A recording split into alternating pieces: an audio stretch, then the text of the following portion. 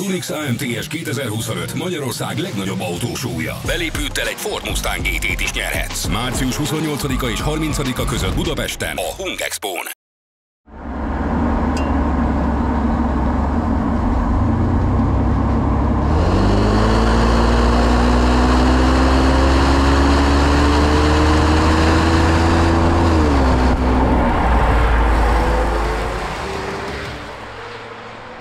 Sok szeretettel köszöntöm a The Zone nézőit, és egy olyan autót szeretnék bemutatni nektek most, ami nem csak számomra különleges, hanem nagyon sok szakértő és járműtervezésben aktívan dolgozó mérnök számára is fontos és különleges, úgymond meghatározó a járműgyártás tekintetében, és ez nem más, mint az R129-es Roadster Mercedes, vagy ha úgy tetszik, az SL Merci, ami 1990-ben jelent meg, és ebből is egy SL600-as AMG.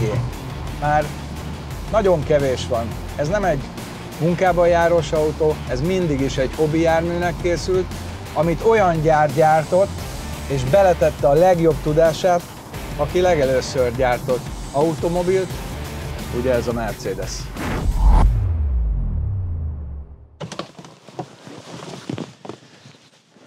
Verőcén vagyunk a Pufi kastélyban, ahol számos hollywoodi sztár is megfordult, igen, nem nyelvbotlás, hollywoodi sztárok, többek között Johnny Weissmuller vagy Harold Lloyd, és bizony ők márkás autókkal jöttek, képeken Mercedeseket is láthattok ebben a könyvben, ami erről a kastélyról és Huszár Pufiról szól. Mi azért hoztuk ezt az autót ide, hogy ehhez a kastély különlegességéhez egy ilyen különleges autó passzoljon. Mert ez az autó nem csak szerintem különleges, hanem az iparágban dolgozó nagyon sok szakértő, mérnök és tervező szerint különleges.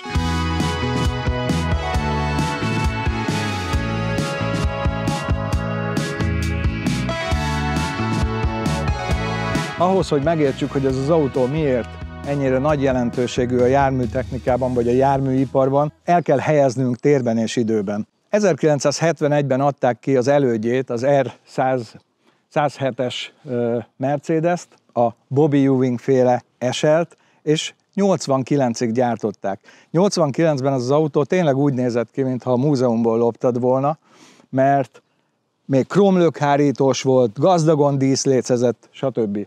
De már az igény felmerült, hogy megújítsák, de talán el volt foglalva a gyár a 124-es sorozat kezdődő sikerével, ugye 1984-től beszélünk a 124-esekről, és hát kicsit késve került ez az autó piacra. Nagyon kellett, hogy a Mercedes kijöjjön egy új SL modellel, egy Prestige modellel, és már 1984-ben elkezdték tervezni. 1984 az az év, amikor az SL 600-assal, vagy mondjuk úgy az R129-es sorozattal nagyon rokon, közben már legendássá vált 124-es megjelent 84-ben, és az SL vagy R129-es nagyon sok dologban azonos dolgokból építkezik, de egy mindenképpen a koncepciója. Egy olyan autó, ami beleillik abba a stratégiába és formatervezési irányba, amit Bruno Sacco határozott meg még a 80-as évek legelején. Az első modellje ennek ugye a 190-es Merci volt, ennek a formavilágnak, a második a 124-es, és akkor ebbe illik bele egyébként a 140-es, vagy ahogy a nép nevezi, a Bálna Merci is. Ebbe a tervezői sorba illik bele az R129-es, esetünkben ez az SL600-as. Most meg fogom nektek mutatni, hogy miért annyira különleges ez az autó, és miért tekintik a szakmabeliek az egyik mérföldkörnek a járműgyártásban. Pontosan úgy, mint a Ford T-modellt, vagy akár a Citroën Avantot. Rossz nyelvek azt mondják, hogy azért sürgette a Mercedes ennek az autónak a megjelenését, mert a BMW már megjelent a 12 hengeres motorral az E32-esben, és 1990 környékén már tudni lehetett, hogy megjelenik a 850-es BMW is 12 hengeres motorral. Ezért nem késlekedhettek, 1990-ben piacra adták ezt az autót. Számomra ez az egyik különlegessége ennek a 129-es Mercinek, hogy Itt még nagyon sok dolgot egy helyen gyártottak a Mercedes gyárba, és ha beszállítóktól is jöttek, mert természetesen jöttek beszállítóktól alkatrészek, akár kábelkorbácsok, akár csatlakozók, ezek mind a Mercedes által tervezett és valakinek kiadott legyártandó alkatrészek voltak. Sikeres volt a 124-es sorozat, és sokszor azt mondják, hogy a 129-es, ez a 124-es rövidített padlólemezére épül, ami hát egy ilyen elég csúsztatás, vagy mondjuk úgy, hogy nem állja meg a valóságot. A valóság pedig az, hogy ugyanazokat a szerkezeti merevítéseket használták ennél a karosszéria formánál is, mint a 124-esnél. A 124-es kategóriájának egyik legmerevebb autója volt, itt pedig különösen fontos volt ez, hiszen ez alapban egy kabrió, ahol a tető nem ad merevítést magának a karosszériának. Ezért aztán a padlólemez nagyon hasonlít a 124-esére, és nagyon sok dolog hasonlít a 124-esre ebből az autóból, valamint szerkezeti egységeket emeltek át a 124-esből. Ez a modell még a facelift előtti, és én ennek nagyon örülök, mert sajnos ezen az autón is megfigyelhetők azok a dolgok, ami aztán az autógyáraknál egyre jobban és lépésről lépésre kirajzolódtak, hogy egyszerűsítik a dolgokat, kevesebb egyedi alkatrészt használnak, több beszállítótól származó típus alkatrészt, úgymond, vagy forma alkatrészt vásárolnak. Ebben az autóban szinte nincs olyan. Sőt, ebben az autóban nagyon kevés olyan alkatrész is van, relatíve kevés, amit másik Mercedesben használnak. Tehát kimondottan ehhez az autóhoz gyártották. Ugyanis ez, amikor 90-ben megjelent nagy ugrással a 107-es széria után, óriási formában is, és műszaki tartalomban is ez egy óriási előrelépés volt. Ennek az autónak most is minősége van. Ez egy 1993-as modell, nagyon pontos megvezetése van a kerekeknek, és ha együtt tudunk élni ezzel a mai szemmel egy picit lassú kormánnyal, akkor ez egy nagyon-nagyon stabil autó. A másik pedig az, hogy ugye motorhangot most sem hallotok, egyáltalán nem lehet hallani, mert ez a 6000 köbcentis motor, ez olyan kis fordulaton megy, ilyen normál 80-as tempónál, hogy semmi motorhang nincs benne. Ha viszont gázt adunk neki, megjön ez a hang, amit nehéz szavakba írni. És sokan kritizálják a 4 fokozatú váltót, mondván, hogy hát az 5-ös sokkal jobb, de nem véletlenül nem lehetett 5-össel rendelni a V12-es és az első szériás V8-asokat sem, mert azt mondták a mérnökök, elég. Ehhez a nyomatékhoz 4 fokozat bőven elég. És mennyire igazuk volt. Itt nem kell félni attól, hogy kiesik a kedvező fordulatszám tartományból ez a 6000 köbcentis motor, most is 1005-ről húzott. 1005-ről is nagyon erősen tud húzni, így domnak felfelé, 80-ról, nagyon jó. Nem kell, hogy visszaváltson, mert az egyik kritika ez volt, hogy az 5 fokozatú sokkal könnyebben visszavált, ez pedig nem. Ez a modell, az R129-es 600 SL mindenképpen tekinthető a modellsorozat, vagy ennek a modellszériának a csúcsának. Ugye a legnagyobb motor volt benne, igen, később jelentek meg olyan AMG változatok, ahol 7.2-es motor volt benne, de akkor, amikor ez az autó megjelent 1993-ban, még ez nem volt elérhető, olyannyira nem, hogy ugye a V12-es változat 92-ben került piacra. Ezt az autót, aki megvásárolta, az nem vitte haza a kiállítóteremből, vagy a gyárból megrendelés után, hanem kérte, hogy az autó kerüljön át az AMG-hez, ott pedig lássák el azokkal a dolgokkal, amit itt látunk az autón. Akkor még nem kérhette azt, hogy a motor más legyen, mert csak 1 éve volt piacon a V12-es M120-as motor, és az AMG még nem készült fel arra, hogy bármiféleképpen módosítsa. Ne felejtsük el, hogy abban az időben az AMG még egy kvázi független tuning cég volt, nem tartozott a Mercedeshez olyan szempontból, hogy tulajdonviszony nem volt közöttük.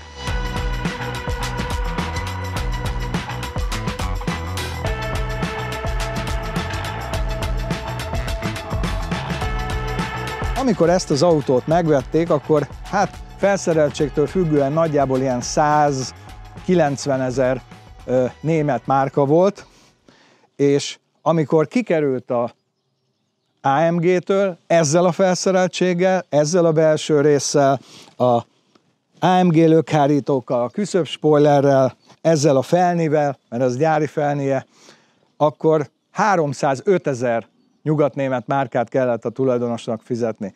Tehát körülbelül 200 helyett 305, tehát 100 000 nyugatnémet márka volt az, amit az AMG csinált rajta. Én ki szeretnék néhány olyan dolgot emelni, ami különleges a Mercedesnél. Ez a motor, ugye az M120-as 1992-ben került bele ebbe az autóba, és nagyjából abban az időben a 140-es Mercibe, a Bálna Merci, ugye így hívjuk, ez egy nagyon korszerű motor volt. Könnyűfém hengertömbbel, könnyűfém hengerfejekkel, és tulajdonképpen minden, annak a kornak minden jósága, újdonsága benne volt, oldalanként 2 légtömegmérő, tempomat, tehát minden olyan extrával fel lehetett szerelni, ami akkor volt. Amit ki szeretnék emelni, és tök érdekes, hogy nézzük meg, ez az autó 1993-as, és milyen biztosítékokat használnak, milyen olvadókat, ezt a hagyományos, tulajdonképpen már műanyag, de majdnem azt mondtam, hogy kerámia olvadó betéteket használnak. Mások már rég használták a késes biztosítékot, de ők valahogy mindig ehhez a konzervatív vonalhoz ragaszkodtak.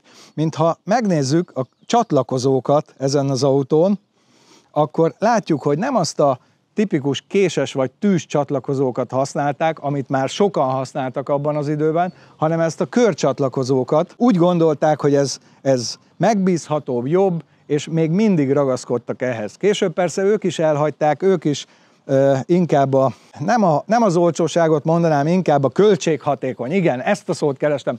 Költséghatékonyabban próbálták gyártani az autókat, de az R129-es még erről szól, hogy megbízható legyen, egy konzervatív technika, de azért jó köntösbe és megbízható minőségben gyártva.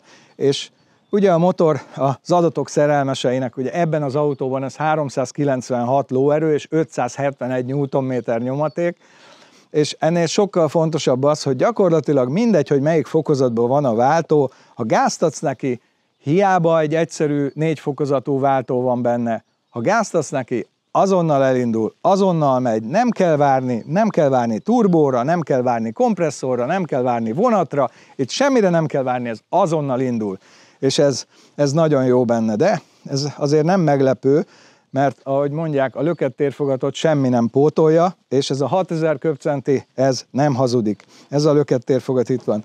De nem bírom megállni, hogy nem mondjam el azoknak, akik esetleg nem ismerik a 124-es Mercit, hogy itt is megvan ez az egyszerű dolog, hogy a hűtővizet belevezetik az ablakmosó tartályba. Ez mit jelent?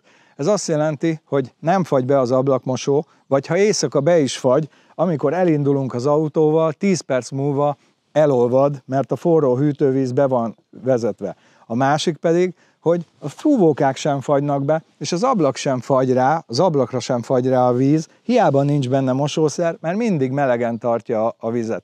Ez körülbelül 2 márkába került, amikor csinálták, ezzel a 2 csővel, meg a meghosszabbítással, és mekkora ötlet. Nem is értem, hogy miért hagyták el a későbbi modelleken. Akik kicsit vágy szeműek, ahogy a vágyfülűekre szoktuk mondani, észrevették, hogy adaptív futómű van az autó alatt, tehát változtatható keménységű futómű van az autó alatt, és úgy összességében azt mondom, hogy ez az autó nagyon jól felszerelt. Ennek az autónak a komfortja a maival összevethető. Tényleg a mai autókkal összevethető. Mind a futómű, ugye ez állítható futóműves, adaptív, mind a hangja.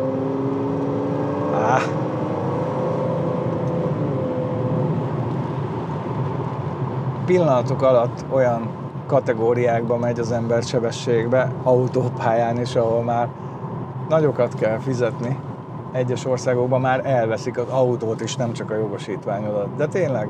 Gyári adat szerint 6.1 alatt van 100-on ezzel a 4 fokozatú automataváltóval, és 250-nél van korlátozva a végsebessége elektronikusan. Én azt mondom, hogy 180-nál még olyan dinamikusan elkezd gyorsulni, hogy biztos vagyok benne, hogy 270-280-at simán menne az autó. Nagyon jó vezetni, mai szemmel nézve, és nagyon jó vezetni, és ez megint csak két vonallal húzza alá azt, hogy ha valami jól meg van csinálva, mérnökileg, pontosan, szerkezetileg, minden ki van találva, mint ahogy ennek az autónak is a futóműve, akkor egyszerűen nincs kérdés. Nem véletlenül vált gyűjtői darabbá, és biztos vagyok benne, hogy közhely, de ki kell mondjam, ennek az értéke már nem fog csökkenni. Tehát ez nem tud már annyira rossz állapotú lenni, vagy szétesni, vagy nem tudom, szétrohadni, bár az nem jellemző rá, hogy csökkenjen az értéke. Pontosan azért, mert mindig lesznek olyan emberek, mindig lesznek olyan fizetőképes kereslet, aki értékeli ezt a műszaki technikát, ezt a műszaki kivitelezést, ezt a mérnöki munkát, amit annak idején 1984 és 90 között a fejlesztésbe a Mercedes belerakott. Amit az AMG ehhez az autóhoz hozzárakott, az az első hátsó spoiler. Ezek az AMG műhelyében kikísérletezett, szélcsatornában formázott spoilerek, ahogy a marketing mondja, illetőleg hát a szakkódeszkát is kicserélték, és küszöbb spoiler került rá, valamint ne feledkezzünk meg a kétrészes BBS gyártmányú eredeti AMG kerekekről, ahogy a terminus technicus mondja, kétszéles, mert ugye eltérő szélességű elől és hátul. Én így láttam a hirdetésekben, hogy újabban így mondják a srácok, hogy kétszéles kerékkel szerelt. Aztán ez a spoiler set, ami rajta van, ennek nem az van ráírva, hogy Pollux, hanem hogy AMG, tehát ezek mind valódi és eredeti alkatrészek, ahogy ez a kis kiegészítő spoiler is, és még érdekes módon kiegészítő matricákat is tett be az autóba az AMG, hogy például a guminyomást módosítottuk, és ugye az AMG matricán ezzel közli a tulajdonossal. A belsejét is megváltoztatták, ez egy gyenge szó erre, tulajdonképpen kicserélték az egészet, mert ezzel a bőrrel, illetve ezzel a zöld kárpitozással akkor abban az évben nem volt kapható ez az autó, csak az AMG-nél. Ha beülünk az autóba, rögtön teljesen más az üléspozíció, mint akármelyik másik Mercedesbe, de még az előd modellhez, az R107-eshez képest is más az üléspozíció. Jóval mélyebben ülünk, és jóval magasabban van a műszerfal. Én a majdnem 190 centimmel így alig látok el a műszerfal fölött, de magát, a motorteret, azt szinte nem is látom. De ez nem véletlenül van így. Direkt azért, hogy lent legyen a súlypont, más érzeted van autózás közben, ha így lent van. Aztán az ajtópanel. Beszéltem már róla, hogy ez az első szériás, és ezen az első szériáson több olyan dolog volt, amit később elhagytak. Marketinganyag azt mondja, hogy az ergonómia miatt hagyták el, javítottak az ergonómián. Bennem a kisördök azt mondja, hogy olcsítottak rajta, de ez az első szériás mindenképpen a csúcs. Például itt van ez a zár. Így zárod be az ajtókat ezzel a külön gombbal. Természetesen a túloldal is lehúzódik, ahogy lenyomom, ergonomikusan helyezkedik el, és pneumatikus, mint ahogy a Mercedesekben általában a zárrendszer. Természetesen memóriás ülések, és állítható a fejtámla magassága is elektronikusan, együtt ezzel az öv magasságával. De az ülés külön megér egy misét. Ez az ülés sehol máshol nem található meg, csak az R129-esben. Annyira masszív, hogy a biztonsági övet is ebből vezetik ki, és ide van bekötve. Nem csak a felső pontja, az alsó pontja is, illetve a zár is. Tehát nem a padlólemezhez, nem a kardánalagúthoz, mint az szokásos volt abban az időben, hanem mind az üléshez. Ennek megfelelően aztán egy olyan masszív ülést kellett csinálni, hogy ez több mint 50 kilós ez az ülés, ha ki akarod venni. További érdekessége, hogy a sín nem a padlón van, hanem a küszöbön. Ennek is az az oka, hogy ennek az autónak a küszöb extra erős, hiszen kabrióról beszélünk, ami most egy hardtop van rajta, de ez az extra erős küszöb biztosította azt, hogy ezt az ülést hozzá lehessen oly módon fogatni, sínnel megvezetve, hogyha ütközés van, akkor az ülésen az öv is, és minden egyéb olyan masszív legyen, hogy ezt bírja. Ha jövünk tovább, akkor a 5 órával rendelkező, illetve 5 órás és egy kombinált műszeres műszerfal, ahol még, mivel első szériás, analóg a számláló, de ne tévedjünk, ezt az analóg számlálót sem a Bovden viszi, hanem elektronikus, tehát az elektronikusan hajtott léptető motorok állítják ezt a számlálót. Középkonzolnál is olyan dolgok vannak, ami tulajdonképpen párját ritkítja, és mind nagyon igényes megoldás. Például az, hogy ezen a 2 légbelépőn el tudjuk dönteni, hogy friss levegőt akarunk befújni, vagy pedig meleg levegőt. Vagy, ha lezárjuk, akkor az egyik sem világít, tehát akkor le van zárva ez a középső belépő. Továbbá lehet állítani a befúvott mennyiséget is ezekkel a peremkerekekkel. Ez a tipikus Mercedes. Ez a klímapanel például semmelyik autóban nem volt, csoporton belül sem, tehát a Mercedesen, csak kizárólag az R129-esben. Egy emléket állít annak, hogy egyedi dolgokat csináltak az autóval, egyedi és nagyon jó. Ezek emelik az értékét ennek az első szériásnak, mert később, ami megjelent már, ami a C-Merciben is volt, tudjátok, hogyha már egy C-Merciben van, akkor az már valahogy, tehát nyilván az egy olcsóbb kategóriájú alkatrész volt, nem egy ilyen egyedileg tervezett. Kevésbé tipikus Mercedes, és azt hiszem csak a 140-esen volt, hogy a középső tükör állítható. Mégpedig a 2 oldalsó tükör állítását, ha középállásba tesszük, akkor tudjuk állítani a belső tükröt különböző fokozatokba. Ez szintén csak az első szériás autónál volt, mint ahogy a bőrborítás alapáron csak első szériásnál volt a V8-as és a V12-es modellnél. Lehetett plusz pénzért kérni, de ennek már az alapárában benne volt.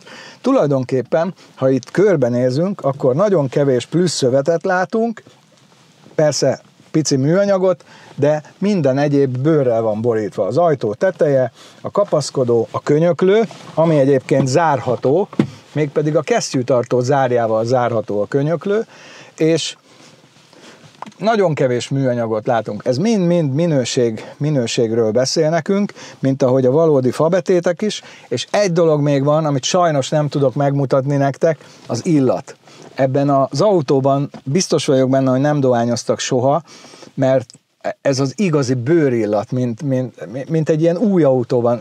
Tehát 168 000 kilométer van benne, de 93-as, tehát sok-sok éves autóról beszélünk, és ez az illat, ez azt szoktam mondani, ez minden pénzt megér. Sajnálom, hogy nem tudom nektek megmutatni.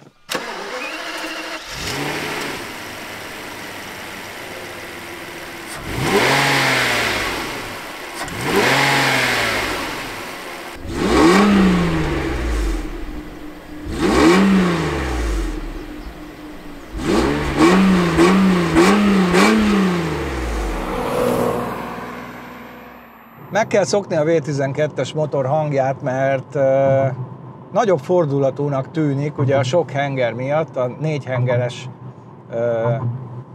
4 hengereshez szokott fülnek, és mindig azt gondolod, pörög a motor. Most is például már ránéztem a fordulatszámmérőre, hogy hol áll a fordulat, és hát most olyan, mint a pörögne, de nincs 2000. Most ért el a 2000-es fordulatot, és innen nem vált vissza a váltó, hanem csak egyszerűen meglódul. Meglódul, mert nyomaték az itt tényleg van. Ugye a köbcentit semmi nem pótolja, semmilyen turbófeltöltő, semmilyen kompresszor.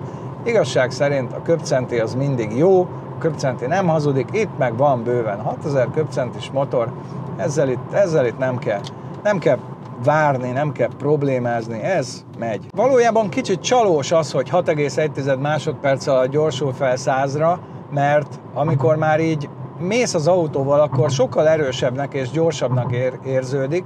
Persze 6,1 másodperc nem kevés, ne értsétek félre, csak ez az autó indulásnál elég sokat veszít, mégpedig azért, mert van egy direkt épített slipje a váltónak, hogy finoman lehessen vele elindulni, de amikor hiába teszed standard módba, vagy economy-ba, bárhová az automataváltót, nem tud úgy kilőni, mint a mostani modernebb automata váltós autók. Ott kevesebb a slip, jobban elindul, jobban kilő, itt nagyobb a slip, nem olyan. Én azt gondolom, ez az én becslésem, hogyha ebbe egy olyan váltó lenne, mint a mai modern váltók, akár egy dupla kuplungos, akkor 1 másodpercet ebből a gyorsulásból levehetnénk. Mert egyébként a dinamikája az autónak itt 80-100 körül, vagy akár 150-nél is nem a 6,1 másodperc alatt a 100-ra gyorsuló autókat idézi, hanem inkább a 4-2-4-5-ösöket. Tehát egy jóval gyorsabbat. Ezért ez a 6,1-es adat egy kicsit csalós, ez az autó, ha belendül, nagyon tud menni. Valójában nem érezteti azt a sofőrre, hogy menni, gyorsan nyomni, belefeküdni a kanyarba, stb. Tudja, de nem. Valahogy nem érzed a szükségét annak. Ezzel inkább így cruise-olni kell, mint egy GT autót használni, de azért nagyon tud menni, és nagyon el tud indulni. Ezt szeretném nektek megmutatni, hogy a hangját halljátok.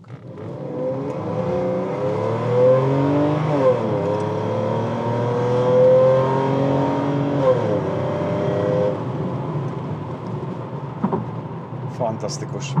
Fantasztikus a hangja is, meg ahogy megy is. Egyébként, amikor a váltóba kicsit felépül a nyomás és csökken a slip, azonnal a kipörgésgátló, ugye ASR-es, azonnal bevillog, és jelzi, hogy már mennék.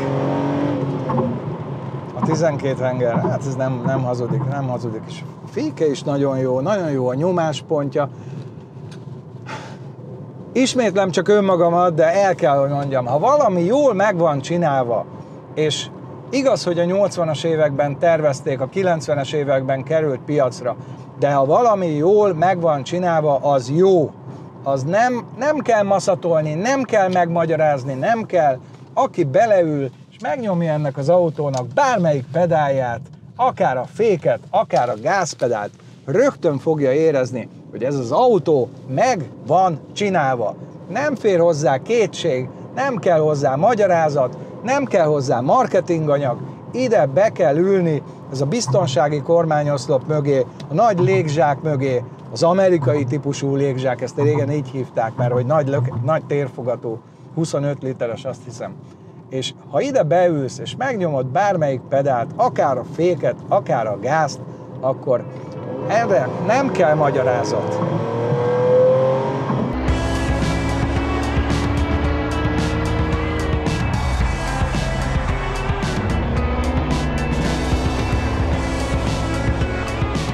Annyira megtetszett nekem ez az autó, hogy utána kell nézek, hogy mennyibe kerül. Erről beszélgettünk, hogy mennyibe kerül egy ilyen autó, egy ilyen SL. Nehéz ezt kategorizálni, mert ez egy speciális kivitel, de nézzük meg úgy általában az SL-eket. A kocsi.hu-n megnézem, hogy már 3 millió 6-tól indul egy régi 107-es SL, illetve hát a legolcsóbb SL 500-os az 9 millió 2, és akkor innen indul. Hogyha már egy SL 500-as automata van, mindössze viszonylag kevés kilométerrel, ez már 20 millió, és hát igen, innen pedig már az újak jönnek, de van választék. Azért lehet válogatni. Én azt mondom, ne adjátok alá, 8 henger. 8 henger a minimum, de hát 12-es sajnos nincs most a kocsi.hu-n, erre vadászni kell, de azért a 8 hengeres sem elvetendő. 6 hengeres nem kell, 8 hengeres. Tehát ugye azt néztük, hogy nagyjából ennek a piaci értéke ilyen 30 millió körül van, és a kocsi.hu megnéztük, hogy CL63 AMG-t 2022-est 50 millióért lehet venni körülbelül, Firmatic Plus-t, tehát a legújabb modellt.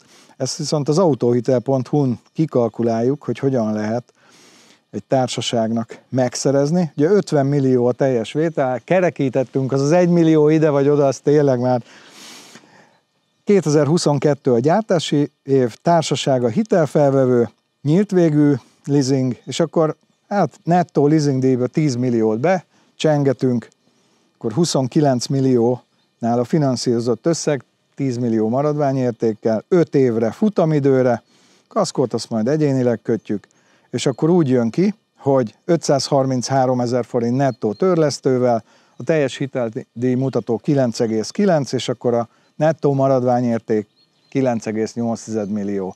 így lehet kikalkulálni egy új modellt. És akkor mindenki elgondolkodhat, kell-e az új modell, vagy ez a régi roncs megteszi. Ha rám hallgattok, ez megteszi. Minden teszt valami különleges tanulsággal szolgál, ez a teszt is tanulsággal szolgált a 600 SL Merci kapcsán itt a Verőcei Pufi kastély udvarában. Megbizonyosodtunk megint róla, hogy mindegy, hogy valami 30 éves, vagy éppen tegnap előtt 2 hete gyártották, ha valamibe beleteszik a mérnöki tudást, és tényleg meg akarják minőségére csinálni, akkor függetlenül attól, hogy 30 éves vagy új, az minőségi lesz. A probléma ott van, amikor nem törekednek arra, hogy egy megbízható, jó anyagokból jól megtervezett autót csináljanak. A probléma ott kezdődik. Ezzel az autóval viszont pont az ellenkezője látszik. Figyeltek rá apró részletekre, minőségi anyagokból, minőségi összeszereléssel, és ez így 30 év múltán is egy nagyon jó autó. Aki beül, bármelyik pedált megnyomja, bármerre csavarja a kormányt, ezt fogja érezni. Mi is ezt éreztük, és reméljük, hogy nektek is átjött ez a tesztünkből. Örülünk, hogy velünk voltatok, hogy végignéztétek, iratkozzatok fel a The Zone csatornára, kövessetek minket TikTokon, Facebookon is, egy nagyon jó csapat gyűlt össze a Facebookon is, legyetek ti is részesei, és ne felejtsétek el, Donabli csatornánk is van. Támogathattok, hogyha úgy érzitek, hogy megéri ez a munka, amit belefektettek. Köszönöm, búcsúztuk tőled 2 Peti, Besenyei Peti és SK Peti. Sziasztok!